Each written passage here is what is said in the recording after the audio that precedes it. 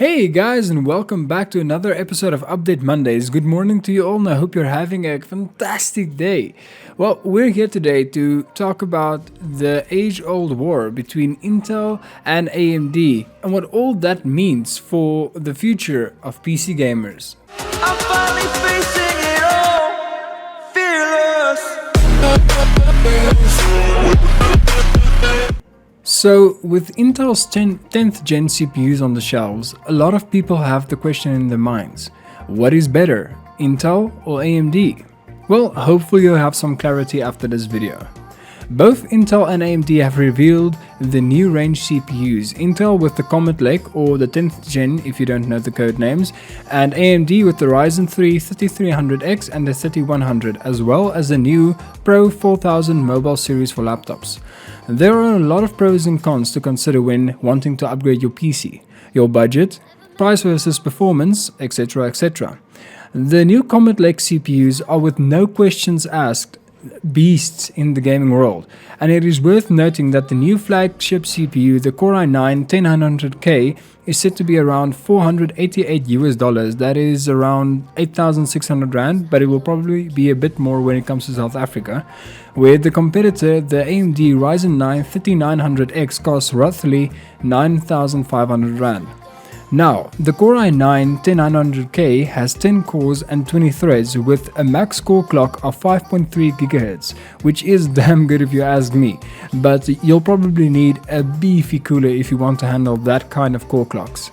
The Ryzen 9 3900X, on the other hand, has 12 cores and 24 threads with a max core of 4.7 GHz.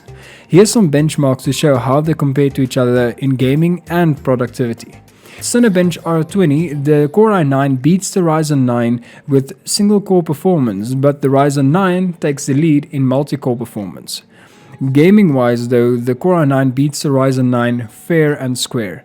In Shadow of the Tomb Raider, the 10900K leads with an average of 178.1 FPS on 1080p medium settings, where the Ryzen 9 3900X has an average of 148.4 FPS. Productivity-wise, AMD takes the lead. With blended 2.81 monkey heads, the Ryzen 9 3900X has a render time of 9.6 minutes, where the i9-10900K has a render time of 11.8 minutes, there's a big difference, guys. On Adobe Premiere, funny enough, the render time for both AMD and Intel are the same. They both had a render time of 3.4 minutes with 1080p rendering. But we're not here just to talk about 9,000 Rand CPUs, are we? Like I said in the beginning, AMD launched the Ryzen 3 3100 and 3300X. What makes both these CPUs so phenomenal is the fact that their price versus performance is amazing. The 3100 offers you 4 cores, 8 threads with a core speed of 3.6 GHz and a turbo speed of 3.9 GHz, and it costs roughly 1,900 Rand.